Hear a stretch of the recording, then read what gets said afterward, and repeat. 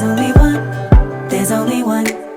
It's only one Jess, only one Jess. Hey guys, it's Jess. Welcome back to my channel. So for today's video, I have a little bit of a treat for you guys because a while ago I did a look on my hair with Yaki straight hair, and then I did the curls in it and all that stuff, but I did a lot of it off camera. So I want to show you guys here how I layer my hair and get it nice and curled to look a little bit like this,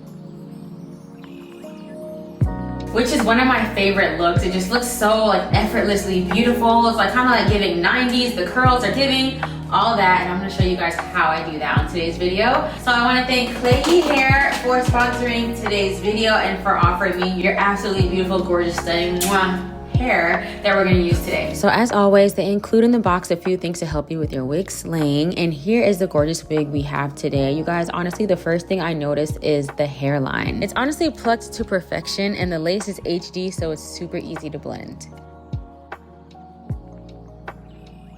On the inside of this wig, it has a breathable wig cap, it has an adjustable strap for extra security, and it has a C-shaped design, so it's super comfortable to wear. So this is a Yaki straight texture. It's meant to mimic what our hair looks like after it's like a silk press, so that's why it has a little bit of texture left in it, and I absolutely love this texture because it just looks so realistic. So I'm just switching into my wig cap now. I will say this wig cap has been worn.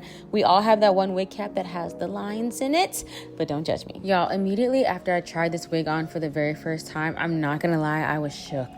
Now I gotta talk to y'all in person real quick. This hair is gonna eat. I was gonna cut this. Maybe I still will a little bit. Oh, it's gonna eat. No, you guys, just the way that it's sitting. Oh my God,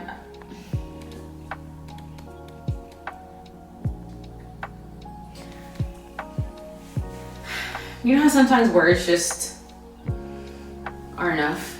All my words fell short. This hairline is really snatching something. Like, just wait till I put some foundation on the actual lace. This hairline, oh, okay, I'm sorry. This is the best straight hair I've ever had. It's the best. Okay, should I do like a side? If I did a, dang. And it's already layered? I didn't even peep, this is already layered for me. I'll probably still frame my face a little bit because everyone's, you know, lengths and face shapes are different, but just like straight out the box, I don't even think I'm gonna cut this. And y'all know I love to cut some hair. Am I gonna cut this? I don't think I should. I don't think I'm going to. This hair looks good. Okay, all right. Let's move forward. So after I finally collected myself, I went ahead and used my Ruby Kisses in the shade, I think 18 or 16, I can't remember. I'll put it in the description box. And I'm just using that to tap lightly on the HD lace. It matches my skin tone honestly perfectly. And the HD lace, without even laying it with glue, it like melts right into my scalp. It looks like scalp.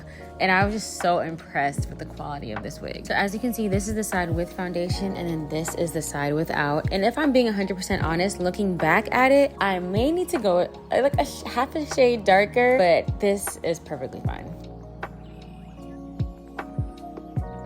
So this is how it looks after using the foundation on the hairline, and this is without even adding any glue or trying to melt it.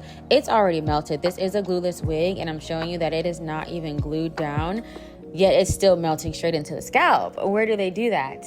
They do that here. So now let's get into straightening this wig. As I showed you guys, this is the texture before straightening, and I'm gonna show you what it looks like after. So for this hair, it can go up to 450 degrees worth of heat. My flat iron only goes up to 420, so I just use 420 heat on this, and it flattened absolutely beautiful.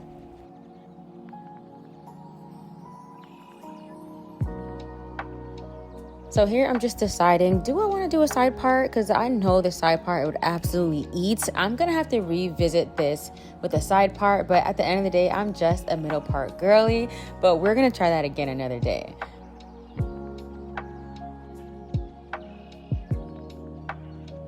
So this is how the hair looks completely flat ironed. Again, I said I used 420 degrees, and it still kept the texture in there to mimic our naturally flat ironed hair, but it looks good. It's laid down. I won't lie, there's like a bump in the back that I couldn't get out because of the way the wig was glued, but look how good it looks, like nice and flat. Okay, now let me get into the face framing part of this tutorial. Now my only thing with face framing is that I feel like if you do cut your wig in a certain way, it's only gonna look good when it's curled, because then it just kind of seems like the hair just cut a weird way. I don't know, we'll see, but as of right now, I'm cutting it in a way that I want it to look, because I know it's gonna look really good when it's curled. It's gonna look really full. It's gonna frame my face very well. So I'm cutting this hair with the mindset that it's gonna look good when I curl it. If you wanna keep your hair straight, there may be different ways to cut it. To be honest, if I was keeping my hair straight, I wouldn't cut it at all, because it already has like a little bit of layering, but it's not enough for my face. So I'm gonna show you guys how to do that now. So I'm gonna take the scissors, and you are just going to cut in like a diagonal direction. So where do I want to start? I'm gonna start around where my chin is, and then I'm just going to cut down. You should have some hair in your hands by now. Be prepared that you're gonna have to vacuum. Not bad. I'm gonna do one more round because I feel like some hair decided it didn't want to come. So let's do one more. So now you should have some hair in the front that is like noticeably shorter than the rest of the hair. This is gonna make for a really good bang look around your face, and it's gonna fall really nicely. So you see this side, and then you see how this side is just like all one angle. That's not what you want. So I'm just gonna cut some other pieces. You're always just kind of cutting back, like at a diagonal. Whatever you cut, just make sure it's at a bit of a diagonal. But I would suggest always maybe start a little lower than what you think you're gonna do, especially if you're a first time, because something my mom would always say when she was teaching me how to cook, you can always add, but you can't take away. So if you cut too short, it's over. So I guess with hair, it's actually backwards. You can take away, like you can be like, oh, let me cut some more, but you can't add. So if you cut it too short in the beginning, you can't add more hair. It's just gonna be too short, and then that's what you're stuck with. I think I like what I'm seeing. So I didn't do too much. This is all the hair that I ended up cutting off layering wise. I'm not cutting off any of the length. Like overall, I'm keeping the length where it's at, but I'm just doing layers right here. So now I'm gonna do it on the other side as well and try to keep it as even as I can. But if it's not perfectly even, it's fine, because we're gonna curl the hair anyways. All right, so on to curling my hair. For the bang part, I always curl away from my face. Like I'm gonna send the curling iron kind of like backwards and roll it towards the back of my head, and that's gonna give you such a pretty swoop bang look. Now I'm using rollers to keep the hair just kind of like mold the hair in place, and it kind of like helps the hair to be extremely flowy. So it's gonna give you that 90s look when you put the rollers in afterwards. So I'm just gonna roll them up and secure them with the little clips that it comes with, and I'll leave a link from where I got these rollers from as well. So for pretty much all of the hair, I'm just curling it all away from my face, so pretty much sending it backwards.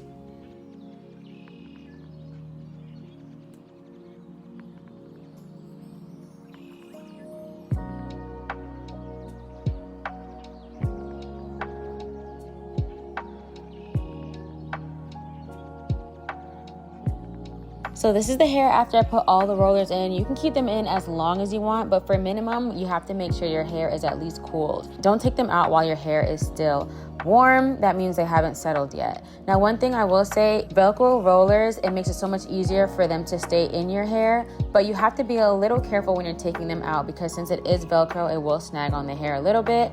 So you kind of have to choose your battle. Like if you want an easier install, I'll use Velcro rollers. If you're more concerned about taking them down, I'd use smoother rollers without the Velcro. Another pro tip I would give you guys, after you take the rollers out of your hair, kind of recurl the hair around your finger just to kind of remind it of the shape it's supposed to sit in. So here is the hair all curled up, and I'm just kind of going through it with my hands and just trying to see like the way it'll sit and the way it'll fall around my face.